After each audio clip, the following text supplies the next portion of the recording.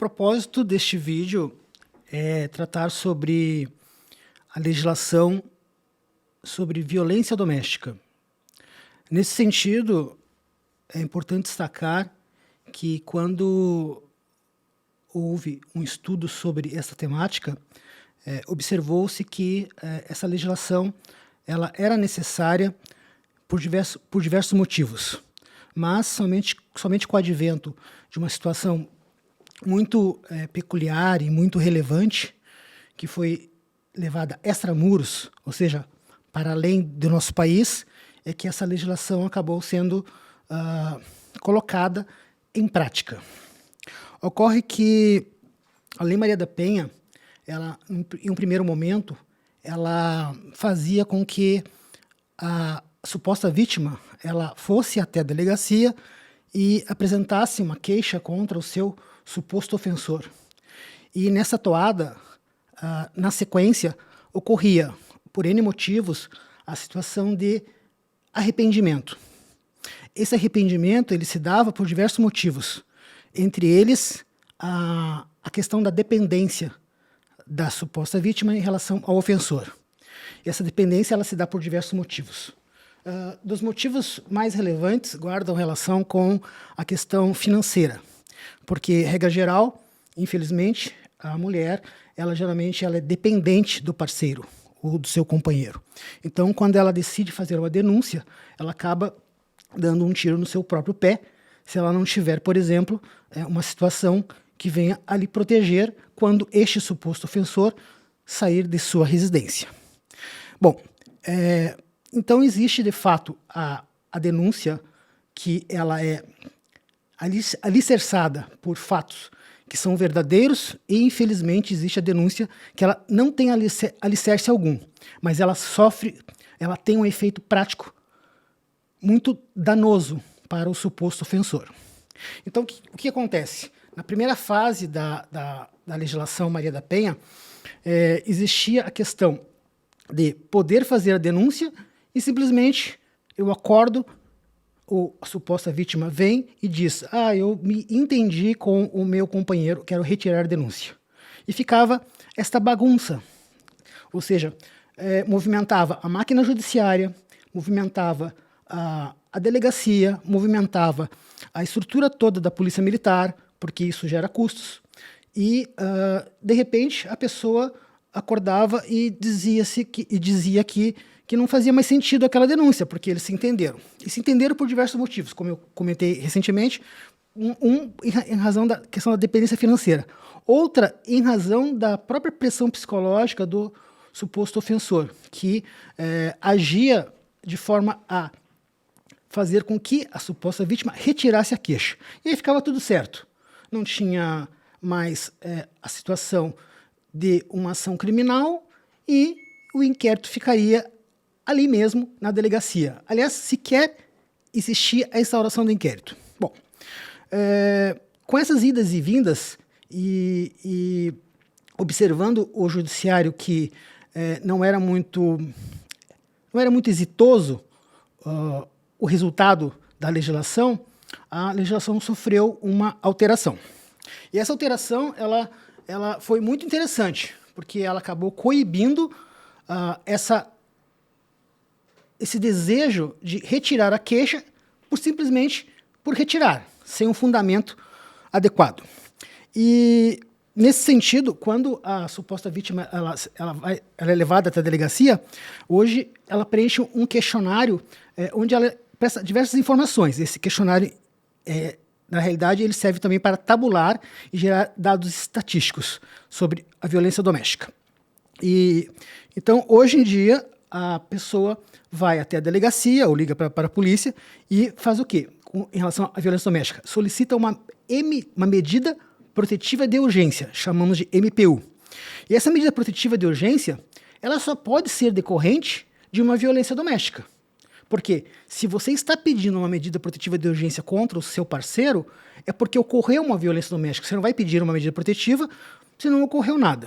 Então, o que acontece? Você pede a medida protetiva e aí no dia seguinte, você se entende com seu parceiro e você vai lá e retira a medida protetiva. Tudo bem, isso era o que acontecia anteriormente. Agora não. Agora você pede a medida protetiva. No momento que você pede a medida protetiva, existe um questionamento lá se você quer representar contra o suposto ofensor. O que a suposta vítima faz, orientada pelo escrivão de polícia ou por algum servidor da polícia?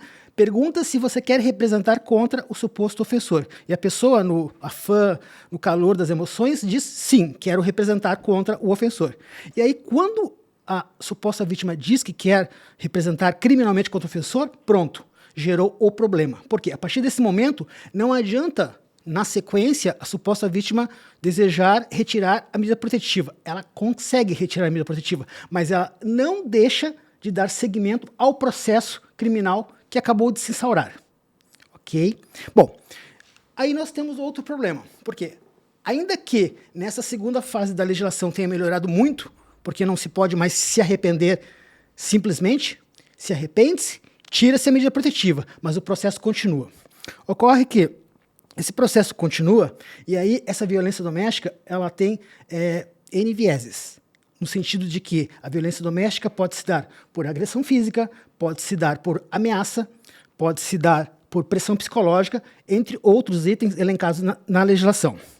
Aí, uma vez que decidiu se representar contra o suposto ofensor, esse pedido da suposta vítima vai ser encaminhado pela autoridade policial para o Ministério Público. O Ministério Público vai apreciar, vai analisar as provas e vai decidir se oferecerá denúncia ou não contra o suposto ofensor.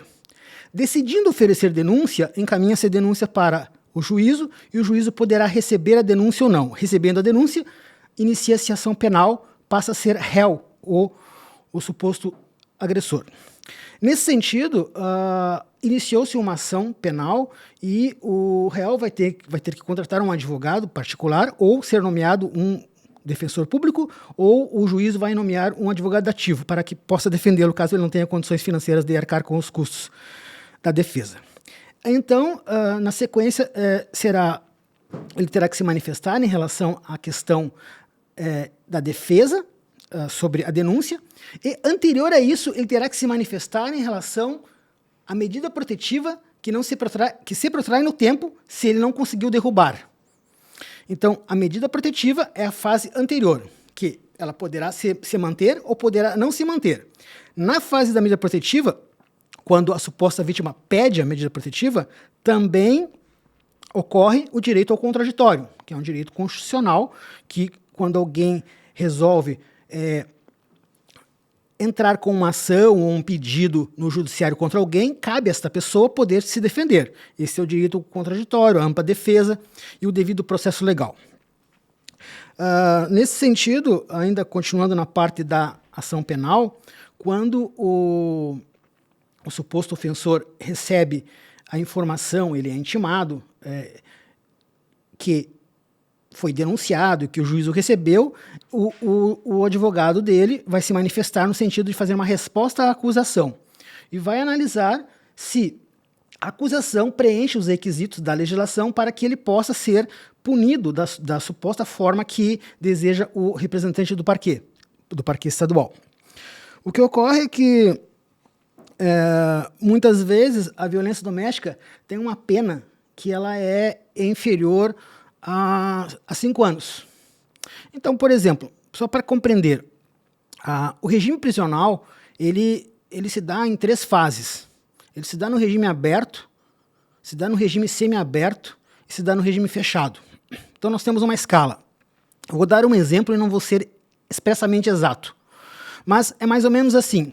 Se você comete um crime e você pega uma pena de 1 a 5 anos, você vai cumprir um regime aberto. Se você pega uma pena de um crime que você supostamente cometeu e a pena é de 5 a 8 anos, você vai começar no regime semiaberto. E se o crime for uma pena acima de 8 anos, você começa no regime fechado, ok? Então, eu quero que fique claro aqui que muitas vezes a pessoa ela comete a violência doméstica e ela é levada ao cárcere e fica no cárcere porque a prisão que foi deflagrada como prisão em flagrante, após a audiência de custódia, se converte em prisão preventiva. E a prisão preventiva ela só pode ser revogada com um pedido de revogação da prisão preventiva ou com um habeas corpus, que ele pode ser impetrado nos tribunais, no Tribunal de Justiça do Estado, depois pode ser impetrado concomitantemente no STJ, concomitantemente no STF, ou se aguardar as decisões das primeiras instâncias. E onde eu quero chegar é que quando você tem o final do processo da ação de violência doméstica, que vamos supor que você pegue por um crime de ameaça ou de lesão corporal leve, você vai pegar, por exemplo, uma pena de 5 anos. Então, você não vai ser penalizado de fato. Porque, primeiro, se você for réu primário, dependendo do tipo do crime, não existe, por exemplo, o sursi, que é a suspensão da pena. Então, o que acontece? Você vai pegar uma pena por algo que você fez de fato, só que ela não vai ser efetiva, porque você não vai cumprir, você vai começar no regime aberto. E o que é o regime aberto? O regime aberto, na realidade, as pessoas confundem um pouco, porque o regime aberto você deveria ficar em um albergue. Só que como o Estado não tem estrutura para ter albergues em vários estados da União Federativa do país, então a pessoa fica solta. A mesma coisa quando uma pessoa pega uma prisão no regime semiaberto e o estabelecimento prisional está lotado, e aí eu, como advogado, eu digo, Estado, você não tem competência para custodiar o preso, então eu quero que ele cumpra prisão domiciliar. Ou eu quero que ele cumpra prisão usando a tornozeleira eletrônica. Então, se o Estado não tem competência, o problema é dele, e eu vou defender os interesses do meu cliente. Bom, parece nesse momento que eu estou trazendo muitas informações, mas as informações são extremamente pertinentes porque guardam relação com a importância dessa temática. Agora nós estamos falando sobre a Lei Maria da Penha e é importante fazer uma análise de uma situação que ocorre, que ainda que seja uma situação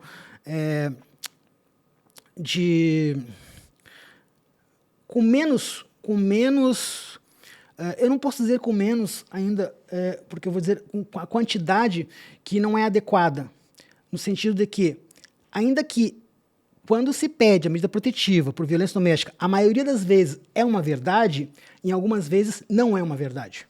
Por quê? Porque muitas vezes a suposta vítima pede a medida protetiva de urgência contra o suposto agressor e é uma mentira. E o que acontece na casa, em 4 paredes, muitas vezes só o casal sabe. E muitas vezes a mulher, por exemplo, ela é traída e ela usa este argumento para punir o suposto ofensor. Muitas vezes acontece o inverso, ela trai e inverte a situação e usa essa situação para punir o ofensor. E a Lei Maria da Penha é tão forte no sentido de que ganhou essa força em razão de uma necessidade que, na medida que ela liga para a polícia e fala que levou um tapa do seu companheiro, do seu suposto ofensor, a polícia ela chega na residência em poucos minutos, regra geral, e ela vai até a delegacia junto com o ofensor em carros separados e ela pede o afastamento do lar do suposto agressor. E dependendo da delegada, ela defere esse pedido, ainda que dependa da decisão do juízo, ela tem prerrogativas para poder afastá-lo liminarmente. E isso é muito grave, porque imagine que você tem um relacionamento com uma pessoa que ainda não seja um relacionamento de marido e mulher, ou seja, um casal, que seja uma união estável de 5, 6 meses, e aí você se desentende com a sua suposta namorada, entre aspas, e ela alega que você ameaçou ela de morte. A polícia vem, leva você para a delegacia, e se você se alterar, ela te algema, te coloca dentro do camburão, e você vai ficar em uma cela por uma denunciação caluniosa, supostamente, eu estou falando, né? E o que ocorre é que a velocidade da apreciação da denunciação caluniosa não é a mesma velocidade da concessão da medida protetiva de urgência.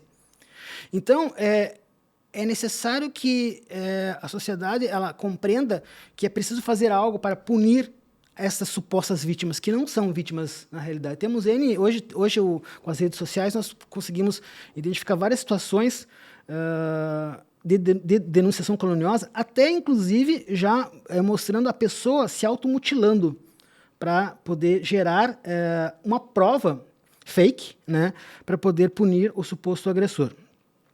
Então, quando você pede a medida protetiva de urgência, regra geral, é apreciado de imediato pela autoridade policial. E, dependendo como for a situação, hoje não, sempre existiu, nós temos o plantão judiciário, que ele atende a qualquer hora. Então, se você tem uma medida que é urgente, não necessariamente a medida protetiva de afastamento ou qualquer outra situação, você pode acessar o Poder Judiciário e aí você vai ter um magistrado de plantão que vai conceder ou não. Se o caso for complexo, ele vai analisar e provavelmente ele não vai conceder. Mas se o caso for um caso que ele compreenda e faça seu juízo de valor, ele vai deferir com certeza a medida. E aí concedeu a medida e a parte do suposto ofensor entende que era uma mentira, ele vai, na realidade, fazer uma queixa-crime, vai prestar algum tipo de representação no sentido de que ocorreu uma denunciação caluniosa. Só que a denunciação caluniosa ela vai demorar muito tempo para ser apurada. Só que o dano já foi feito. E o dano já foi feito e ele é irreparável. Por quê? Por exemplo, imagine que um advogado, por exemplo, ele sofra uma situação parecida com essa, de violência, de denunciação caluniosa. O advogado, ele tem uma situação muito peculiar, no sentido de que, se ele atua, por exemplo, no estado do Rio Grande do Sul, e ele quer atuar no estado do Paraná, ou no estado do Rio de Janeiro, ele precisa fazer um pedido de inscrição na OAB, da unidade federativa que ele pretende. E quando ele faz esse pedido, ele tem que informar no pedido se ele tem algum tipo de procedimento criminal. E ele vai dizer que tem. Porque se ele disser que não tem e tem, e descobrirem, fica muito pior para ele. E quando ele diz que ele tem, a OAB é um órgão muito corporativista. Ainda que ele proteja os seus membros, ele não quer ter nenhum dos seus membros com qualquer tipo de mácula. E aí o que ele faz? Ele abre um procedimento administrativo chamado instauração para verificação de idoneidade moral. Por quê? Porque quer se apurar o que aconteceu com o nosso membro. Porque ele não quer ter, a OAB não quer ter um membro que tenha qualquer mácula, como eu acabei de comentar. Então, abre-se um procedimento administrativo e ele vai responder um processo. Além de responder um processo por denunciação caluniosa, se for o caso, ele vai responder outro na OAB. E enquanto este processo não for deflagrado no sentido de ter o resultado, ele não consegue obter a sua inscrição na seccional que ele está desejando. Então, é importante que possamos entender que a denunciação caluniosa ela tem um efeito aí muito danoso para a vida do suposto ofensor, quando ele não é efetivamente ofensor. E que nós temos uma situação muito delicada, porque quando nós tratamos da violência doméstica, nós estamos falando de uma ação que demanda segredo de justiça. Então, quando eu quero, por exemplo, saber uma determinada informação sobre um determinado processo, regra geral, os processos são públicos, eu posso acessar o processo. Okay? Já na violência doméstica, eu não posso acessar. Quando se trata de questões de família, questões sexuais, impera o segredo de justiça. E aí, existe vários dados estatísticos que são divulgados pelo Estado, inclusive pelo CNJ e também por algumas ONGs internacionais, que falam da violência doméstica, mas fica numa caixa preta. Porque, por exemplo, eu, cidadão, não tenho acesso a isso. Então, eu não sei se a forma como é coletada essas informações, esses dados, se eles são verdadeiros no sentido de... se eu posso... A gente fala em accountability, que é no sentido de eu verificar, mensurar se eles têm validade. Porque toda vez que eu vou analisar dados estatísticos, eu tenho que verificar qual é a fonte. E, infelizmente, nós temos uma situação que, ainda que existam muitos boletins de ocorrência, muitos registros da violência doméstica, muitos não existem, porque a pessoa tem medo, por exemplo, de fazer a denúncia. Ou muitas vezes porque a pessoa ela mora numa comunidade e ela não quer se expor, porque a pessoa é da facção criminosa A, B, C ou D, não importa. Então, o que acontece? Esta ausência de dados estatísticos de acesso à sociedade livre impede que eu saiba se os dados que são apresentados pelos órgãos públicos, se eles são verdadeiros ou não. Primeiro porque eu tenho, por exemplo, como dados estatísticos do Rio Grande do Sul, de 2012 até 2022, que ocorreram feminicídio, ou seja, morte. A suposta vítima efetivamente foi a óbito. Em média, 90 mortes por ano de 2012. Isso vem, assim, numa linearidade. Eu não sei se é verdadeiro ou não, porque na violência doméstica nós temos, no estado do Rio Grande do Sul, eles categorizam mais ou menos por 4 tipos. Eles categorizam por lesão corporal, eles categorizam por ameaça de morte, eles categorizam por pressão psicológica. Regra geral são esses 3. Já no estado de Santa Catarina, existe uma categorização bem mais ampla. E cada estado tem a sua maneira de apurar esses dados. Então, a minha grande preocupação é sobre até que ponto essa categorização ela não deveria ser efetivamente de uma forma standard, ou seja, padronizada para todos os estados. Mas a Lei Maria da Penha, se eu não me engano, ela tem já bastante tempo, no sentido de que já era para ser aprimorado algumas coisas, mas não são. E algo que é importante falar é que, quando nós falamos de violência doméstica, nós estamos falando de algo que guarda relação com o emocional da pessoa. E quando a sociedade ela exige que existam normas mais pesadas e mais leis para coibir a violência doméstica, é uma utopia isto. Aliás, para qualquer crime. Porque, na realidade, quando a pessoa está imbuída de praticar o crime, ainda mais quando nós falamos de crimes passionais, ela não mede isso. Ela não vai perguntar assim, se eu te der um tapa na cara, eu vou pegar quanto tempo de cadeia. Ela não tem condições, ela não tem discernimento de fazer uma análise dessas. Quando o suposto ofensor, por exemplo, se afasta da suposta vítima, e essa suposta vítima ela começa a namorar, por exemplo, ele não tem condições, por exemplo, regra geral, de ter controle emocional. Então, o que acontece? Ele não aceita a perda do relacionamento e ele parte para cima, seja da suposta vítima, seja inclusive do suposto novo namorado. Isso nós vemos todos os dias. As estatísticas de feminicídio e sobre violência doméstica estão aí abertas para a sociedade apurar e identificar. Mas, como eu comento aqui, elas infelizmente não guardam relação, na minha compreensão, com uma validade adequada. Falar sobre violência doméstica é um tema que demanda mais tempo do que eu tenho aqui.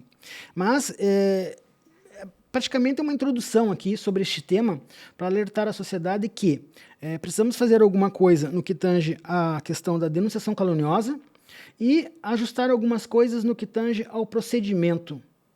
Porque, vejam bem, quando ocorre a denunciação caluniosa, a suposta vítima ela liga para a polícia e o que ocorre? Tem que ser encaminhado 2 viaturas para o local. Por quê? Porque as duas pessoas têm que ir em viaturas separadas.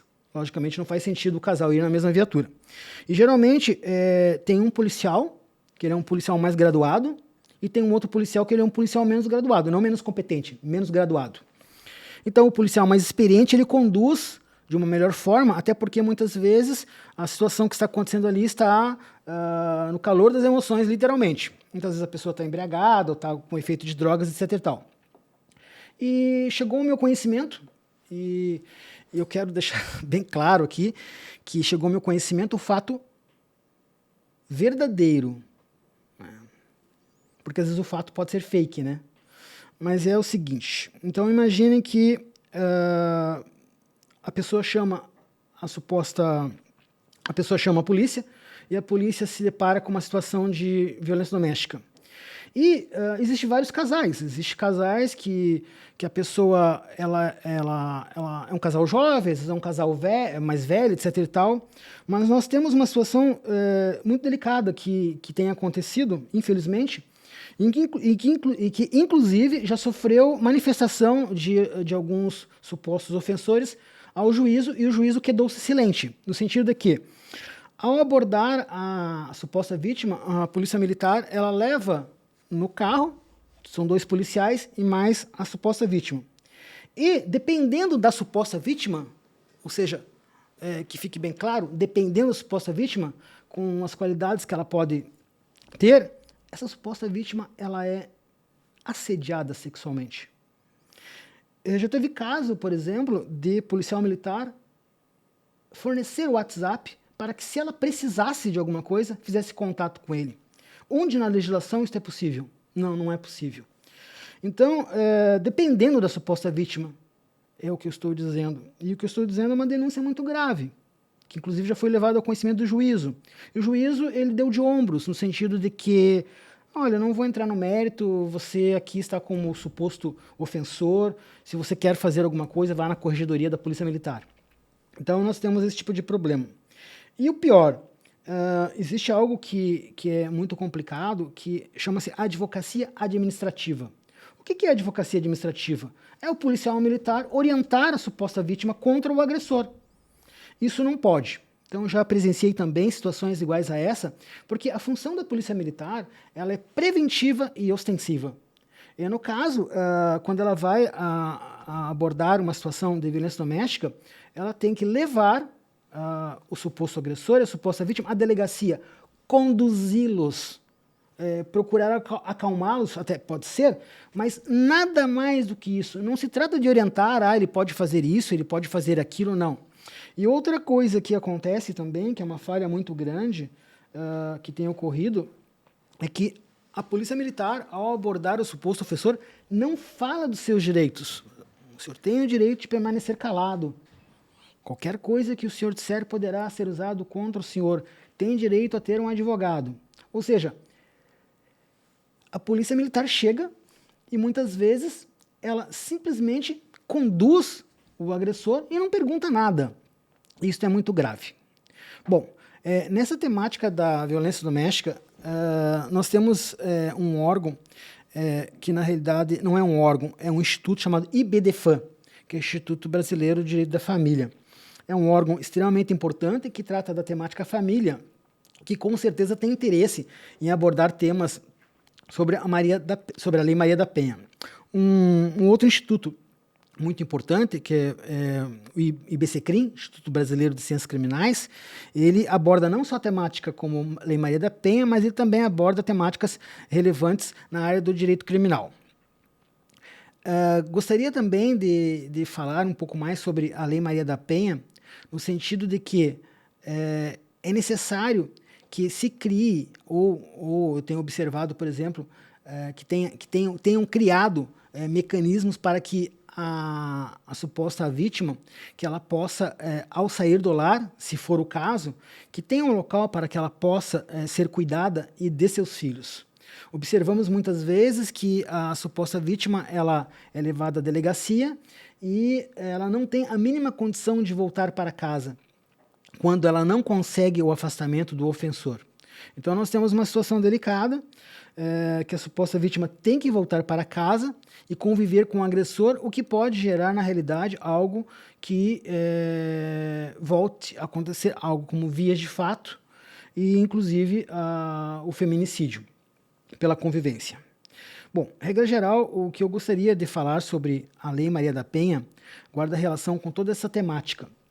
E é importante levar ao conhecimento da sociedade, em especial o que eu trago aqui, sobre a denunciação caluniosa. Na denunciação caluniosa, é um crime que, na realidade, não vai ocorrer uma pena elevada, então fica afastado, por exemplo, exigir que ocorra a prisão, por exemplo, da suposta vítima. Do outro giro, também fica afastado exigir a prisão do suposto ofensor, em especial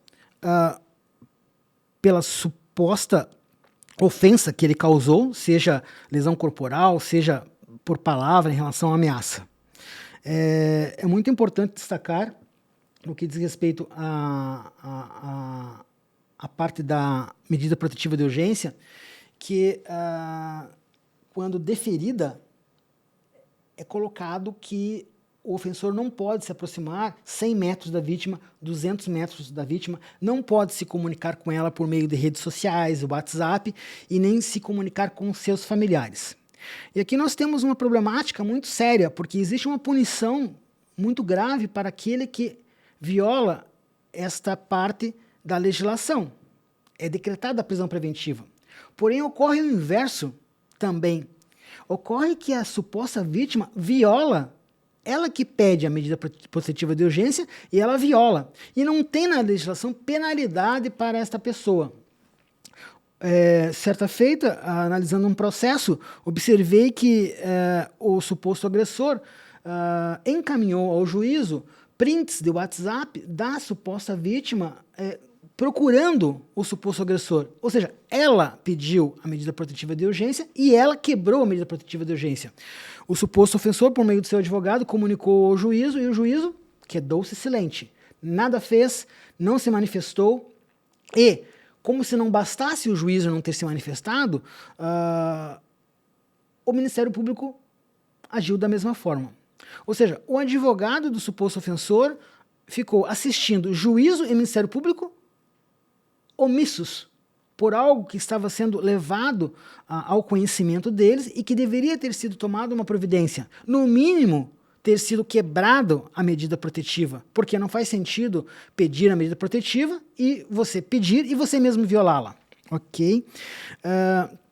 Penso que nesses poucos minutos de abordagem sobre essa temática foi colocada situações que existem hoje sobre essa temática e que são importantes trazer à baila.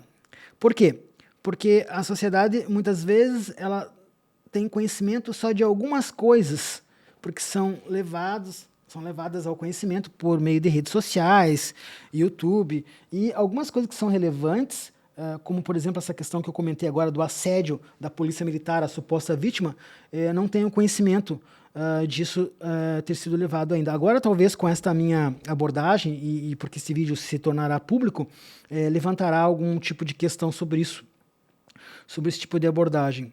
Mas eu tenho para comigo que você sempre tem que abrir um precedente sobre algo que você acha que não vai causar um efeito. Porque se você não abrir esse precedente, talvez nunca irá acontecer que alguém abra esse precedente. Então, a partir do momento que eu decidi colocar isso de forma clara, provavelmente poderá ocorrer novas manifestações. Isto ganha força para quê? Para que seja coibido. Nesse sentido, eu encerro aqui esta abordagem desse tema tão importante que me é caro, porque eu milito nesta área, eu trabalho como advogado na área criminal e também na área do direito de família.